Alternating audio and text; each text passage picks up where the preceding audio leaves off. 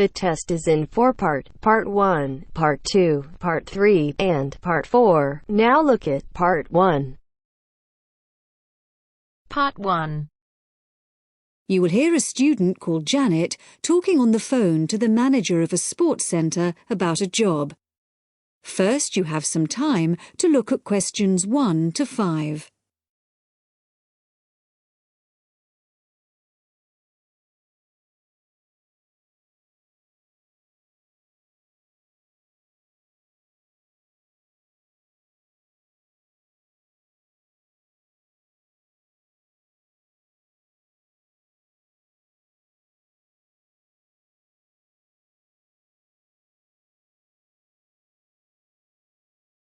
Now we shall begin. You should answer the questions as you listen, because you will not hear the recording a second time. Listen carefully and answer questions 1 to 5. Hello, White Water Sports Centre? Hello, I wanted to inquire about a job at the centre. Right, I'll just put you through to the manager. Hello, Steve Thompson speaking. Hello, my name's Janet Willis. I'm looking for a part-time job and I saw an ad saying that you have some vacancies. I was wondering what sort of people you're looking for. Well, at present, we're looking for a part-time pool attendant. I don't know if you're interested in that. Oh, yes, definitely. Okay. Well, have you done this sort of job before? Oh, yes, I've spent the last 3 summers working for children's summer camps, so I did a lot of pool supervision. And I'm actually a sports student. Water sports is my special area. Okay. Well, no need to ask if you can swim then. No, I'm certainly not afraid of the water. So what does the job at the pool involve? You'd mainly be responsible for supervising the swimmers. We have to watch them all the time, obviously, in case of accidents. So you'd have regular shifts there. Okay. Then, as well as that, you'd have to look after the equipment that's used by the beginners classes. Right. And would I be involved in teaching them at all? I'd be quite interested in that. Well, they have their own instructor, so that's not really part of the job. The attendance job does involve taking regular water quality tests, but you wouldn't be involved in cleaning the pool or anything like that. Okay. And the ad said you wanted someone just twice a week? Yes, that's right. Can I choose which days? Well, if you'd rung up earlier, you could have done, but I'm afraid it's got to be Mondays and Wednesdays. We got someone for Tuesdays and Thursdays, and the weekends are already fully staffed. Is that going to be a problem for you? No, that should be all right. And the ad said it was evening work, right? Yeah, you start at 6, and the pool closes at 9:30, but you wouldn't get away until 10 by the time you've checked the lockers and changing rooms. Fine.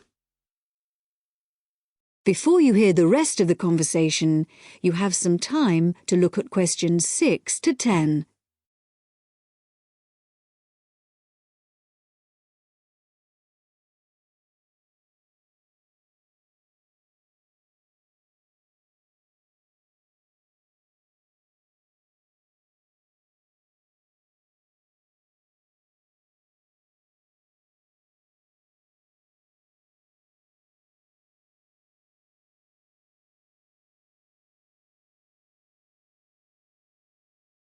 Now listen and answer questions 6 to 10. And how much do you pay? The basic hourly rate is $15, but it would go up to $19 for someone with the right qualifications. Well, I've got life-saving certificates and first aid qualifications. Oh, with that and your experience, you'd probably get the maximum rate then. Obviously, you'd have to come along for an interview if you're interested. Oh, it sounds just the job I'm looking for. Shall we fix a time for the interview now? Okay, it's Janet, isn't it? Yep, Janet Willis. How about Friday morning, Janet? Around 11? Oh, sorry, I have lectures, but I could make the afternoon. 2 p.m? Fine. And can I just check on where you are? Is it Findon Avenue? No, it's 23 to 27 Farndon Avenue. That's F-A-R-N-D-O-N. It's off Eastgate. East Gate. Fine. I'll look forward to meeting you then. Okay. So if you need to phone me before then, you can get through to me directly on 053 210. Is there anything I need to bring along to the interview? Well, you do need to fill in an application form. I'll put one in the post for you so you can fill that in and bring it along. You don't want me to post it back to you? No. Just remember to bring it along with you. What about references? Should I bring any? Nah, but do have your certificates with you when you come. We need to see those. Great. Thanks very much then. I'll see you on Friday. Bye. Bye. That is the end of part 1. You now have half a minute to check your answers.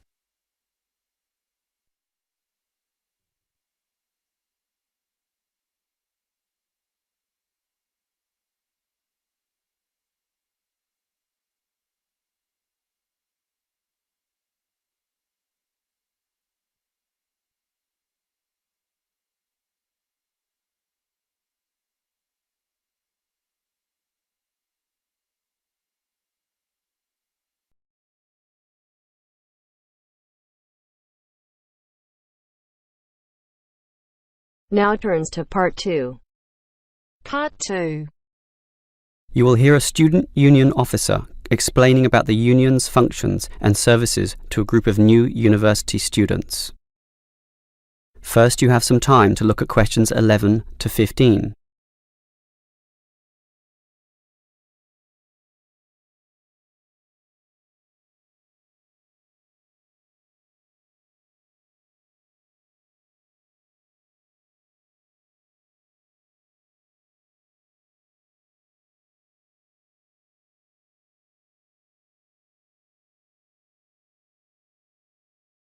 Now listen carefully and answer questions 11 to 15. Hello everyone. Now, here you all are, new university students. And the first question you probably have is, what is a student union? Another question is, do I have to join? Well, regarding this second question, let me say that membership used to be compulsory in the past, but that did cause some controversy, particularly from students who wanted to remain free and unaffiliated, and this university responded. So, joining up is no longer compulsory. It's totally up to you, although I'll admit there is a fairly strong obligation to join, since all students benefit from the large variety of services that we offer. We do understand, however, that many might be unwilling to join because of a supposed political slant to the union. Traditionally, student unions have been seen as being dominated by the left, and I suppose that's still true to a large extent.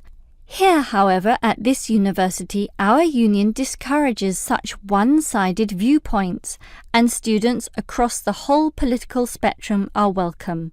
Thus, if you feel that you are a conservative type, in other words, leaning to the right, you are particularly urged to join to provide a more balanced representation. Now, let me move back to the first question. What are we? We are a formal organisation, but totally independent of the educational body. We make our own rules, rent our own premises, and organise ourselves as we wish, and our mission is basically to help you. For example, do you remember how you all arrived in late February to have an orientation week? That gave you an invaluable induction into life here, right? Well, the student union organised all the festivities at the end of that. The barbecues, partying and drinking, and even the musical entertainment as well. We'll do that again on occasions, and as always, those events take place on the football ground. Now, do you have any questions before I move on? Before you hear the rest of the talk, you have some time to look at questions 16 to 20.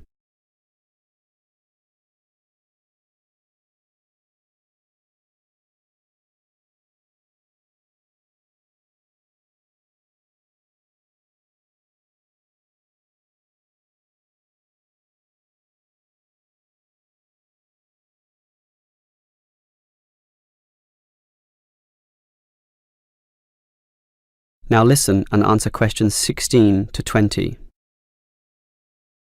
Now, let me tell you more about the student union and its basic functions. In general, there are 3: social, organisational and representational. Let's look at the first one. Basically, the union provides many social outlets for you to relax and have a better life at university. If you go to our union office, you'll find a list of the many clubs and societies we have, where you can make many friends with people who share a common interest. So, after class, sit with them in the cafeteria and discuss whatever takes your fancy. We also maintain sporting facilities and even our own gym, allowing you to relieve some of that pressure and worry after a particularly hard session in the classroom. And we have some small shops and other places where you can buy clothes and sporting gear, in other words, some retail outlets. And if you flash your student union card, you'll get up to 20% discount at the bookshop. But unfortunately, there are no discounts at the union cafeteria. Sorry, no cheap cappuccinos. Finally, there's a student union newspaper, and you're welcome to contribute or put in advertisements if you're buying and selling goods or textbooks. You can also place notices of a more personal nature on the notice board of the union office itself.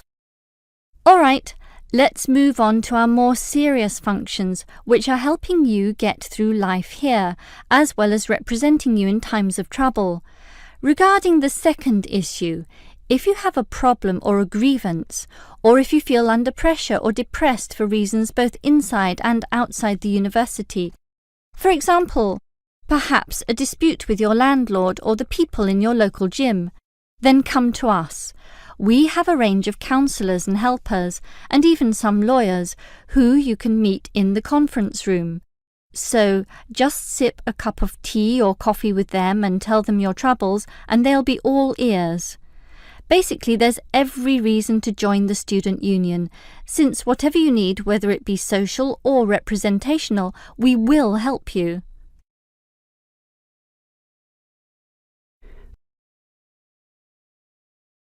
That is the end of part 2. You now have half a minute to check your answers.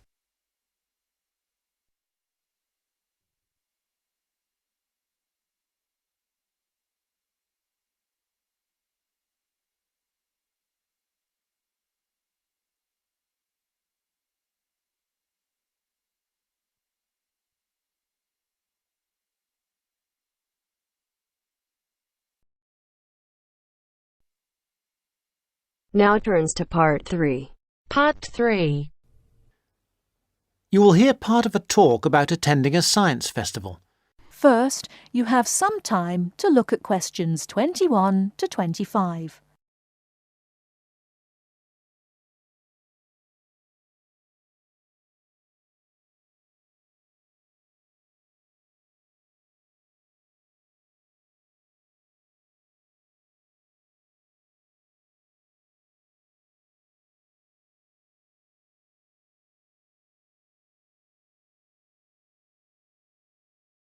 Now listen carefully and answer questions 21 to 25. Now, I think nearly all of you have received confirmation of your school placements for next term, and as part of your activities, we will be asking you to take responsibility for promoting a school visit to the Norchester Science Festival. Of course, the head of science at your school will be aware of the festival and should have all the details of it. But all the heads of science at your schools will be looking to you to be the main organiser and motivator of a visit to the festival. They'll give you the documents you need. We hope that you will motivate pupils at your schools to take an interest in the festival. It runs for 3 days. There are day tickets and special 3-day tickets, and schools have the extra option of a 2-day ticket. We hope you will encourage your pupils to visit it on 1 or 2 days. But most important of all, we hope you will use the festival to generate a lively interest in science that will last all year round and provide the school with a lasting benefit. This will, with luck, lead to improved examination results in science subjects. And let's not forget, we hope your pupils will have a lot of fun too. Needless to say, your performance in achieving these aims will count towards your final exam grade at the end of the year. Now, let me just say a few words on why a science festival. Science is part of our everyday world in a way that is different now from before. Of course, we're used to having the benefit of scientific inventions. We are used to the aeroplane, the motor car, the space rocket, and so on. But now we live in a truly scientific age, which means one where inventions and improvements are matters of routine rather than occasional and unusual events. We have become a really scientific society. Yet we find that we are failing to interest and enthuse the young in this. Fewer young people are choosing to study science at school after the age of 16, and even fewer at university. As a result, we have fewer teachers coming into schools to teach science. And many science teachers are not teaching their specialism. For example, I know of several cases where maths is being taught by biologists and chemistry is being taught by physicists. We urgently need another 3,000 science teachers in England at least. That's why we look to you, the science teachers who are starting off your careers, to inject enthusiasm and wonder into the study of science, and we hope the Norchester Festival will help you to do this. Before you hear the rest of the talk, you have some time to look at questions 26 to 30.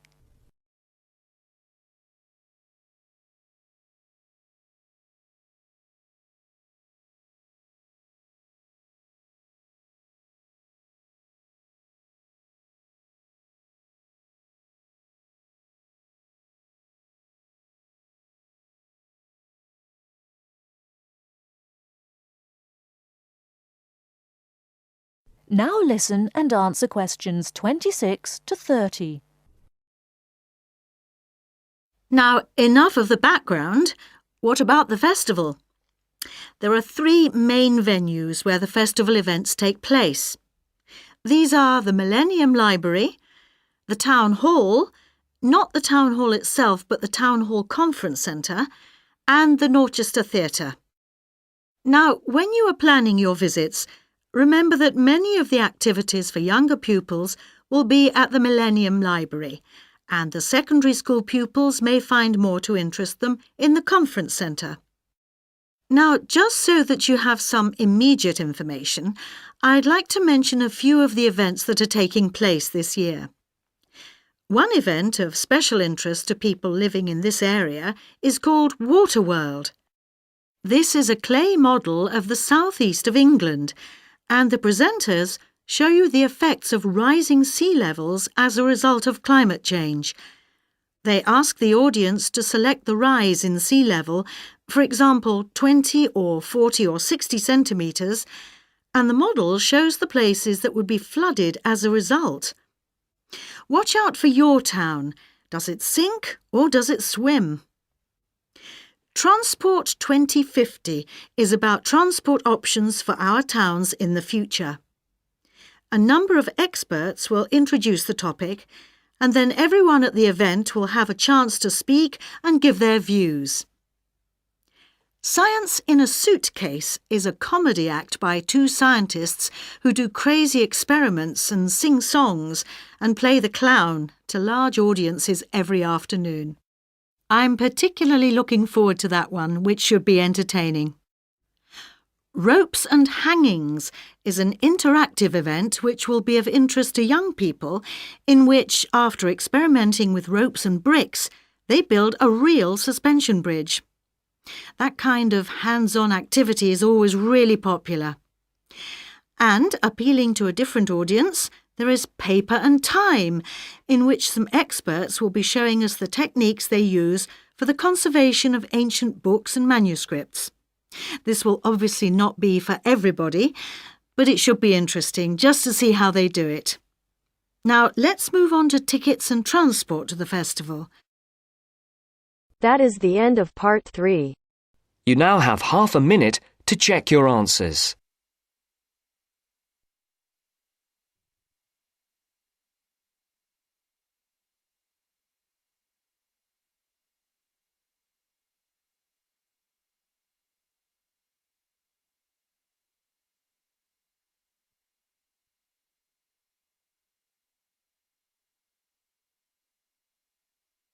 Now turns to Part 4. Part 4. First, you have some time to look at questions 31 to 40.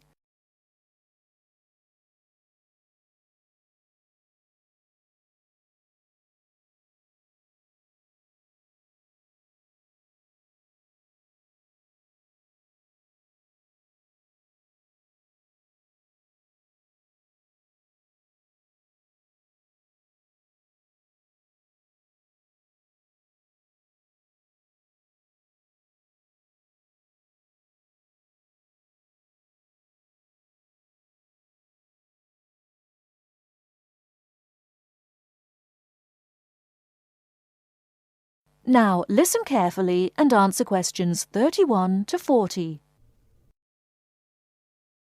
Good afternoon.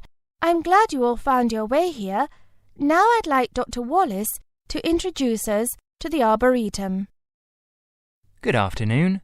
Although at first glance the Arboretum may look like a park, it is a research and teaching facility that also provides a place for people to develop a positive relationship with nature.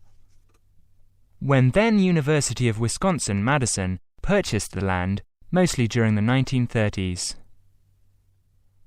much of it bore little resemblance to its pre-settlement state. Instead, it had been turned into cultivated fields and pastures that had fallen into disuse. The university's Arboretum committee decided, early on, to try to bring back the plants and animals that had lived on the land before its development. Though they may not have anticipated it at the time, the committee's foresight resulted in the Arboretum's ongoing status as a pioneer in the restoration and management of ecological communities. In focusing on the re-establishment of historic landscape, particularly those that predated large-scale human settlement, they introduced a whole new concept in ecology: ecological restoration. The process of returning an ecosystem or piece of landscape to a previous, usually more natural, condition. Madison was a fast-growing city in the 1920s. Fortunately, some leading citizens recognized the need to preserve open space for Madison's residents. Most of the Arboretum's current holdings came from purchases these civic leaders made during the Great Depression. In addition to inexpensive land, the Depression brought a ready supply of hands to work it. Between 1935 and 1941, crews from the Civilian Conservation Corps were stationed at the Arboretum and provided most of the labor needed to begin establishing ecological communities within the Arboretum. Efforts to restore or create historic ecological communities have continued over the years, with the result that the Arboretum's collection of restored ecosystems is not only the oldest, but also the most extensive such collection. In addition to these native plant and animal communities, the Arboretum, like most arboreta, has traditional collections of labelled plants arranged in garden-like displays. These horticultural collections, featuring trees and shrubs of the world, are the state's largest woody plant collections. That is the end of Part 4. You now have half a minute to check your answers.